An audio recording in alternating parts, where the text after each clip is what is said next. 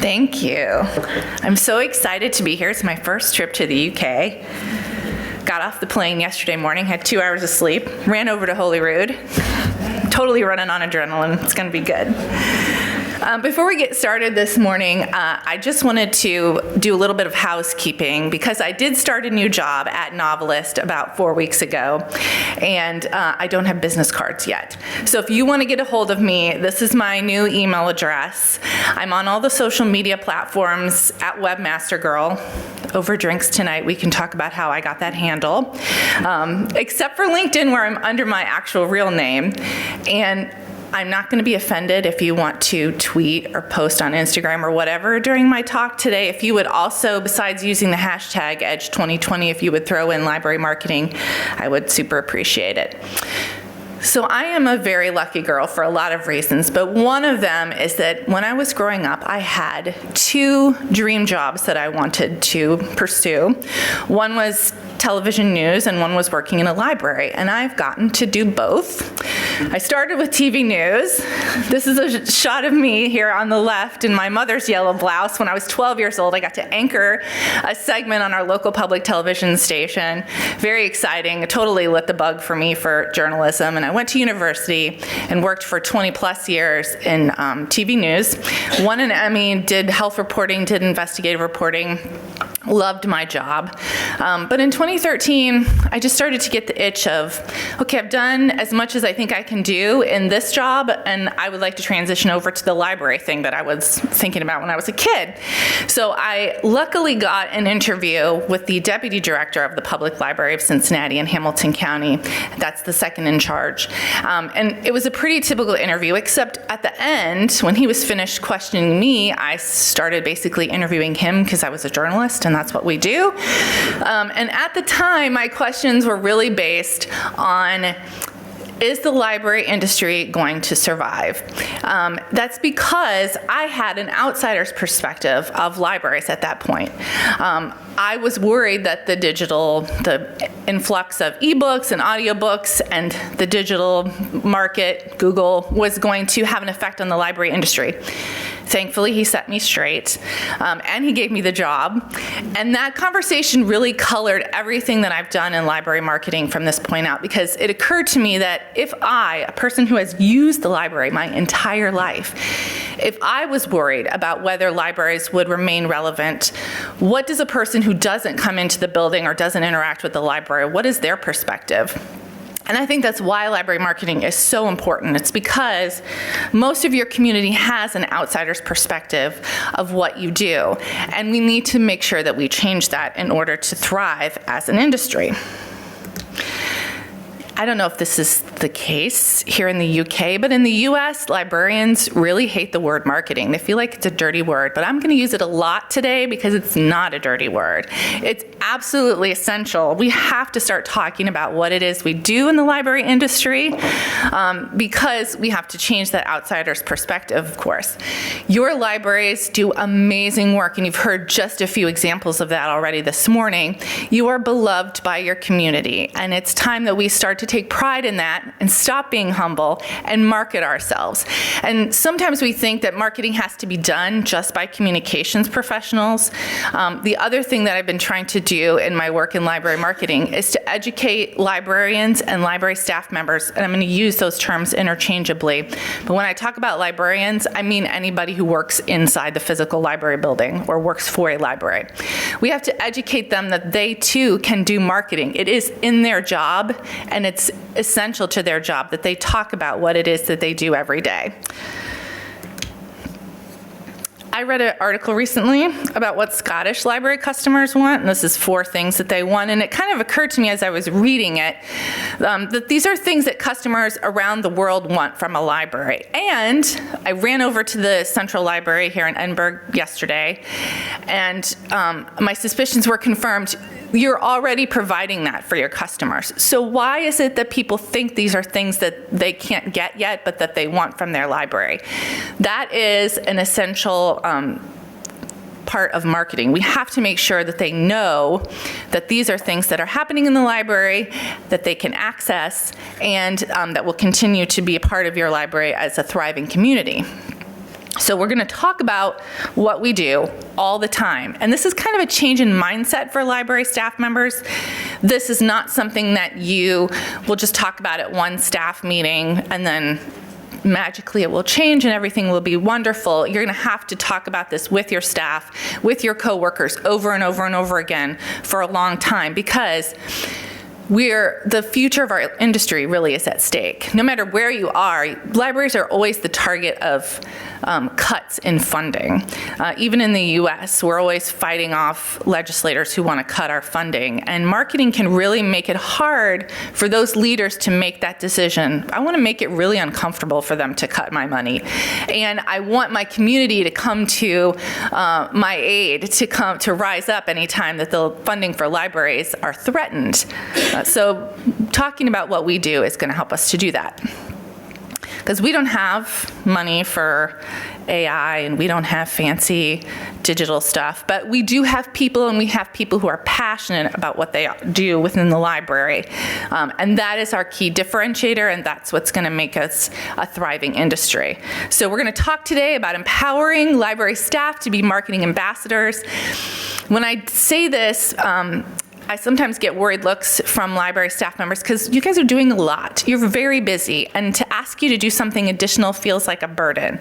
So I've come up with 5 ways that you can work marketing into your regular, everyday jobs.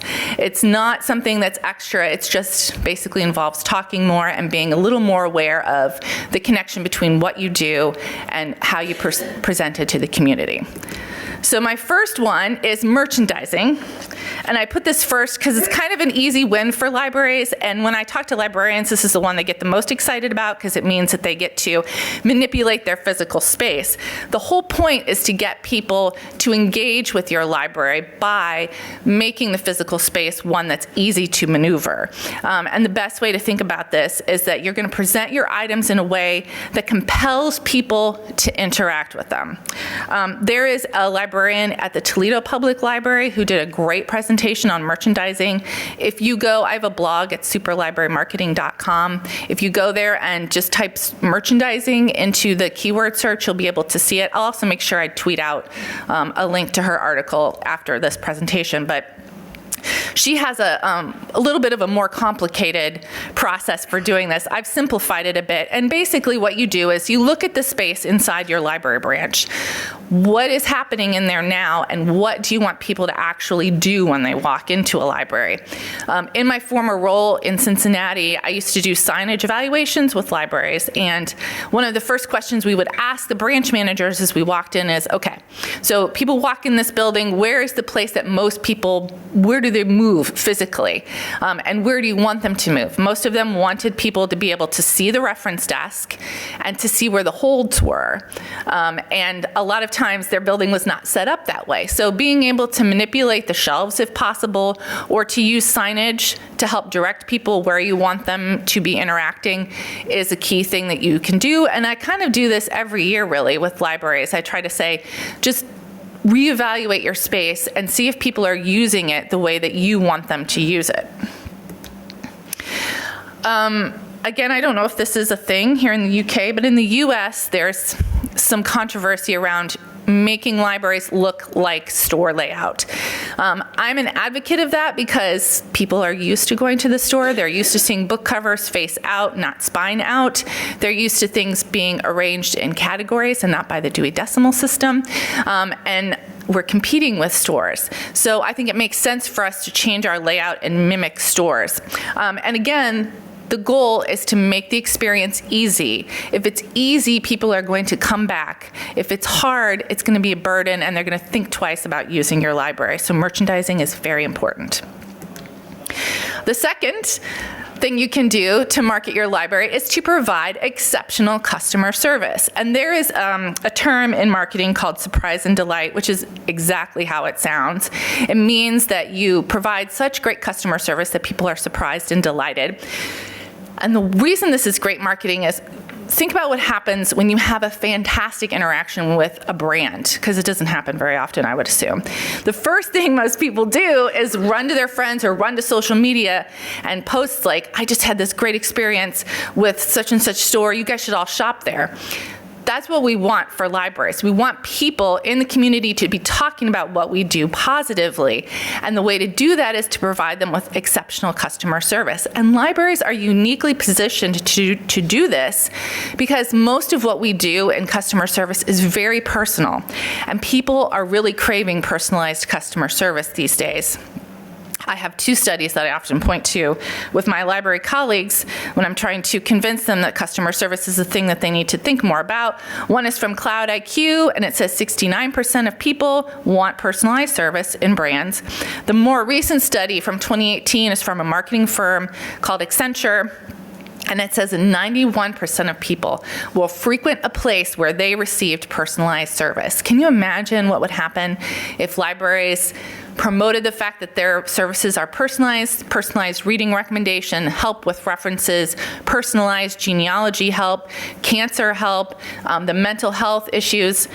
All of those are personalized services. If we talk more about the fact that we are creating those for our community and creating exceptional customer service within those categories, we're going to get lots and lots of great talk from our community. I had a really great example of this that happened right before I left my job at the library. My friend Paula worked for our chat service, and she got a call from someone who was trying to figure out the Harry and Meghan exiting the royal family thing. So my friend Paula spent like 20 minutes on the phone with her explaining the line of succession and Harry and Meghan's role and what will happen with Will and Kate. And at the end of the call, the lady who had made the call said to my friend Paula, you know, I just don't get this kind of experience from any other place. There's nowhere else I can call and ask them 15 questions about the royal family, and they're not going to laugh at me, and they're just going to keep looking for answers every question I have. That was a great customer service experience. Paula, because I've been kind of talking to her about this a lot, went right to social media, asked this lady to post about it on social media. We got a little bit of buzz in the community about it. That's just an example of one thing that you can do. If your librarians start thinking in terms of their work is marketing, when they have these kind of experiences, they can remember to ask the customer to post about it or to talk to their friends about it, and that's great marketing for us. All right, the third thing is word of mouth promotion, and this is exactly what it sounds like. We just have to talk to our customers more frequently. In the US, I keep saying this, but I don't know if this is the case here in the UK, librarians are shy, and they don't particularly like to talk. It's not that they don't like to talk to people, it's just that they're afraid to talk to people. So I have to talk a lot about posters and flyers, and bookmarks are great. They're great marketing, but it's not enough. We have to tell people what's happening in the library. I went to a seminar a couple weeks ago. It was run by a woman who runs a library in Chicago, and she actually tells her staff to walk around the building before their shift every day. And that way, the people who work in the children's library know what's happening in the reference section, and the people who work in the reference section know what's happening in genealogy, and the genealogists know what's happening in the makerspace, and on and on and on. So when somebody comes to your particular section of the library, and you notice that they're checking out a book or they're talking with you about a certain subject, that you can say, hey, there's this great program happening in the children's library in 20 minutes. Maybe you'd like to stick around and go to that. That kind of promotion, it's so simple, and yet we overlook it so much of the time. And librarians are trusted. Your recommendations carry weight. And having recommendations from someone who is trusted is really valuable marketing, because that same study from Accenture that I referenced earlier found that 92% of people will believe a recommendation from a trusted source. Most people do not believe ads that they see, so they may not even believe your poster or flyer, but they will believe it if a librarian tells them, hey, this program or this service is amazing and you should try it out. So we should really be leveraging our librarians' expertise and asking them to do some word of mouth promotion for us. The fourth thing is sharing on social media. In the US, some American librarians are really worried about whether this is ethical, which I have to say I don't really understand, because I think if you're passionate about your job, you should be excited to share about it on social media. So I talk a lot with librarians about it's okay to talk about what's happening in the library on your personal social account. It can be really easy. You can just share the post that your library is already doing. You can add a line if you really feel compelled to. I have a friend who puts on a lot of really great genealogy programs, and so I'm always sharing the post that my library does and saying, you know, I've seen Larry and his crew working on this. this. It's going to be amazing. I think you guys should check it out. It's that easy. You should also identify yourself as an employee of your library on your personal social media accounts. And this actually helps your library because we know all of the Facebook and Instagram and Twitter and Pinterest and everybody, LinkedIn, they're all run on algorithms. And the algorithms will give more weight to your library's organic posts if there are people who have identified themselves as employees of the library and who are sharing the content of the library already. Again, it says to the algorithm, this person is a trusted source. They're verified as an employee. It's very simple, takes a few minutes. More librarians need to identify themselves as employees of libraries on their personal social media accounts. And you can also share stories about your work. You don't have to give away a person's name, but if you have an amazing interaction with somebody, or you see a coworker have an amazing interaction with someone and really help someone out, you can talk about that on social media. It will help raise your library's awareness and will create that community of love and belovedness in your area. And staff engagement really is key. And I would advise anyone who's here who's a director of a library or senior staff to set the example and start sharing your library's posts on social media so your staff feel more comfortable doing it. The fifth and final thing is my favorite. Ask for customer testimonials, and this can be as complicated or as easy as you want. At the library in Cincinnati, we have simply asked people to write down why they love the library on a Post-it, and then created a big wall of heart-shaped Post-its on the wall. It's so easy. We've asked people to write things down on a card. A couple of years ago, we sent an email to all of our card holders, and we said, can you just write a couple of lines of why you love the library? And some people did write a couple lines, and some people, I'm not kidding you, wrote a book. And it was amazing. We got back 498 responses, which was much more than I ever would have imagined. And the beautiful thing about testimonials is you can take those and use them in marketing.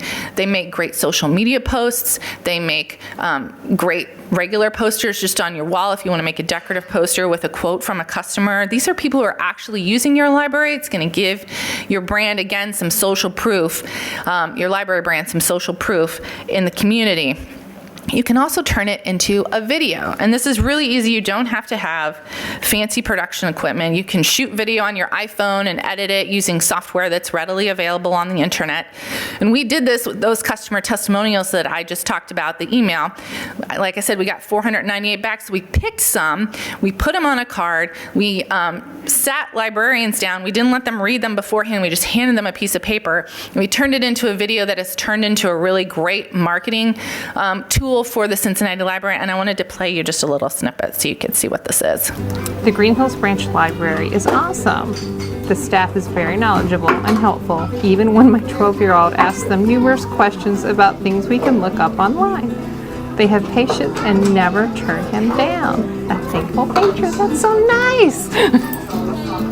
That's wonderful, and I'm wondering who it is. We love the library because we have the best librarians around. Ms. Heather from the Barrymont branch and Mr. Rick from the Massville branch have the best library babies / movers and shakers program in town. My daughter has been shaking her maracas since she was 8 weeks old. Thanks for all you do, Holly and Georgie. That's nice. Libraries are a cornerstone of our communities. We see so many kids and we help with so many projects, and it's always so exciting that they appreciate us. The librarians didn't realize how beloved they were. And so customer testimonials not only can be a great marketing tool for your library and really easy to repurpose for social media or video, but they can give a boost to your staff. And sometimes we need to do that. We need to make sure that our staff knows that our library is beloved. So sometimes marketing is actually marketing to your staff, not just to the community. So listen, nobody gets into library work for the money. If you did, I'm sorry. We get into it because we're passionate and we want to have an effect on the community and we want to change the world. And we are changing the world. And the library industry is thriving. But in order to make sure that we stay relevant and stay active in our communities, we have to do a better job of marketing ourselves. If the word marketing makes you feel uncomfortable, just say promotion. It's the same thing. It's a little softer. Just talk about what it is that you're doing in your building. Talk about it with the people who come to your desk. Talk about it on social media. Talk about it with your coworkers. Talk about it with your family and friends. Marketing is key to the success of libraries, and I hope that you're able to go back to your libraries and start marketing them as soon as you're done with this conference. Thank you.